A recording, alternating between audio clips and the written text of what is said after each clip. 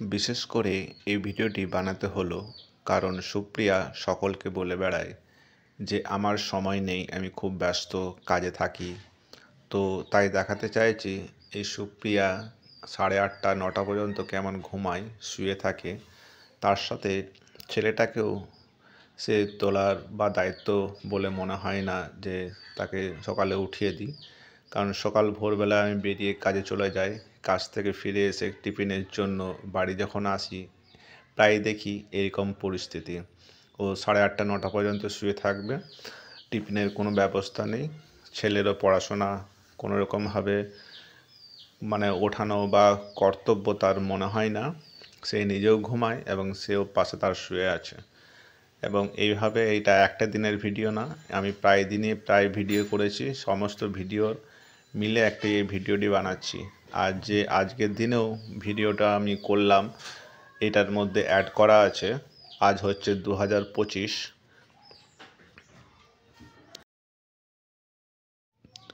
এটা শীতকালীন ভিডিও, শীতের সময় ঠান্ডার সময় ভিডিওটি করা হয়েছে। তো ও সারাটা বছরই এই ধরনেরই কাজ করে। সকাল 8:30 9টার সময় ঘুম থেকে ওঠে এবং তার সঙ্গদোষে আমার ছেলেটিও একই রকমের অবস্থায় আছে।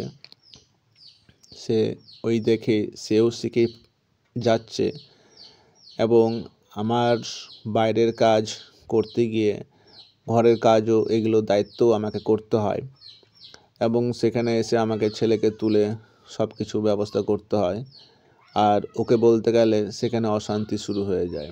সে কোনো দিনই সংসারের কোনো দায়িত্ব ভূমিকা পালন করেনি এবং তার কোনো দায়িত্ব নেই, সে সেটা বলে। সম্পূর্ণ সব কিছুই দায়িত্ব আমার বা ঘরের গার্জেন যে ছেলে বা স্বামী তার। ওর নিজস্ব কোনো দায়িত্ব নেই। ও যখন খেতে ইচ্ছে করবে, খিদে পাবে, তখনই সে রান্নাবান্না করে নেবে। ঘরে এই দুটো মানুষের জন্য তার কোনো কাজই থাকে না, কিন্তু লোককে বলে বেড়ায় যে তার নাকি প্রচুর কাজ। আর এই যে ঘুম থেকে ওঠার সময় সে আগে ফোন চেক করবে, কার ফোন এলো কি না, কেউ মেসেজ করলো কি না, তারপর সে ঘুম থেকে উঠবে। সে ঘুম থেকে উঠতে উঠতে এখনও তার আধ ঘন্টা। আমি আজকে এই ভিডিওটি পোস্ট করছি, সমস্ত ভিডিওগুলো দেওয়া হয়নি। তো এই ভিডিওগুলোর মধ্যে আজকের ভিডিও, যেটা গরমকাল, গরমের সময়ের ভিডিও, সেই ভিডিওটা আমি এখানে অ্যাড করেছি। সেটাও আমি শেষের দিকে দিয়েছি। সকাল থেকে সকলেরই অর্ধেক কাজ শেষ হয়ে যায়, কিন্তু সুপ্রিয়ার এখনও দিন শুরু হয়নি। এই যে বাবা বাইরের উঠোন ঝাড় দেওয়া, পরিষ্কার করা, বাগানের কাজ, মুরগি পালন, এই সমস্ত কাজে বাবা সকাল থেকে অর্ধেক কাজ হয়ে গেছে।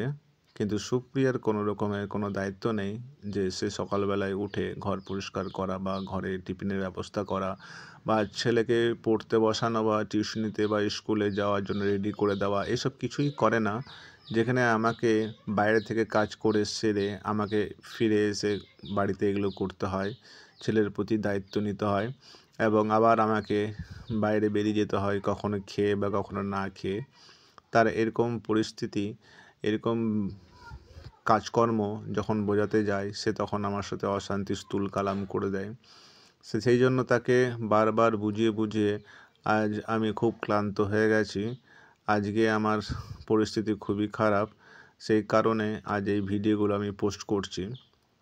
এই সময় তাকে অনেক বুঝিয়েছিলাম যে সংসারের একটু দায়িত্ব নিয়ে কাজগুলো করো, তাহলে আমি একটু ফ্রি হতে পারি বা একটু টেনশন মুক্ত হতে পারি, কিন্তু সে সেই জিনিসগুলো কখনোই করে না।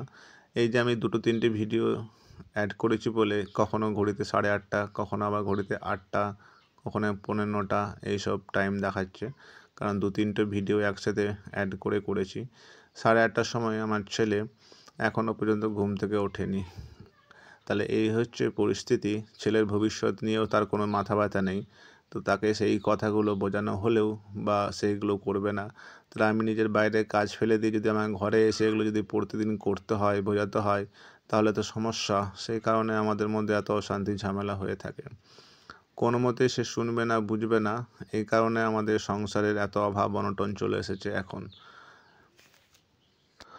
তার একটার মধ্যে সমস্ত কাজ কমপ্লিট করে খাওয়া দাওয়া সেরে নেয়। আমি বোঝাতে চাই তার এত তাড়াতাড়ি কাজগুলো করে, সে নোংরাভাবে কাজ করে, যে বাসন টাসনগুলো ধোয় বা ঘর সেভাবে পরিষ্কারও করে না, সব জায়গায় নোংরাই থাকে।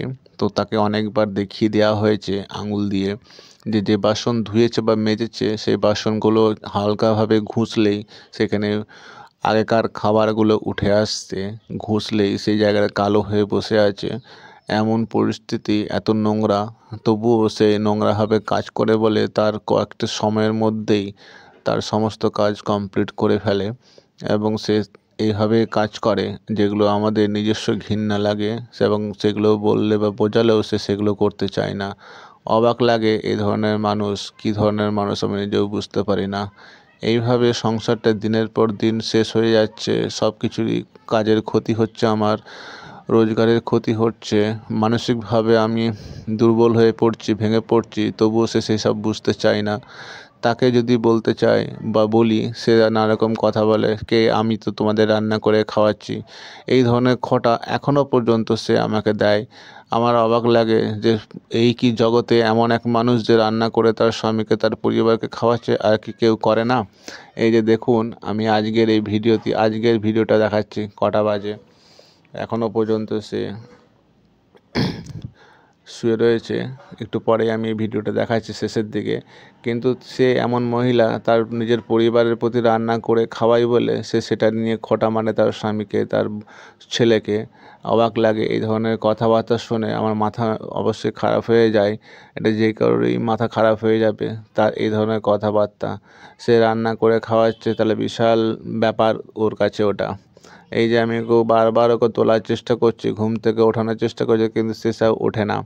সে তার নিজস্ব সময় মতো নিজস্ব বুঝে সে কাজ করে, কারো কথা সে শুনবে না। এই যে এটা আজকের ভিডিও, এই ভিডিওটা দেখানো হচ্ছে সকালে কটা বাজছে দেখুন, সকালে 15টা বাজতে চললো। এখন গরমকাল, তো গরমের সময় সে শুয়ে রয়েছে। আমি দেখাচ্ছি বাইরে কত রোদ বেরিয়ে গেছে, আর তবুও সে শুয়ে রয়েছে এই যে এই রুমটিতে। সে নিচে শুয়ে আছে, গরমের চোটে সে নিচে শুয়ে রয়েছে গরমের কারণে। তাকে বলে আমি আজ পর্যন্ত এখনও পর্যন্ত বোঝাতে পারিনি, 2 বছর পেরিয়ে গেল, তার এই অবস্থা।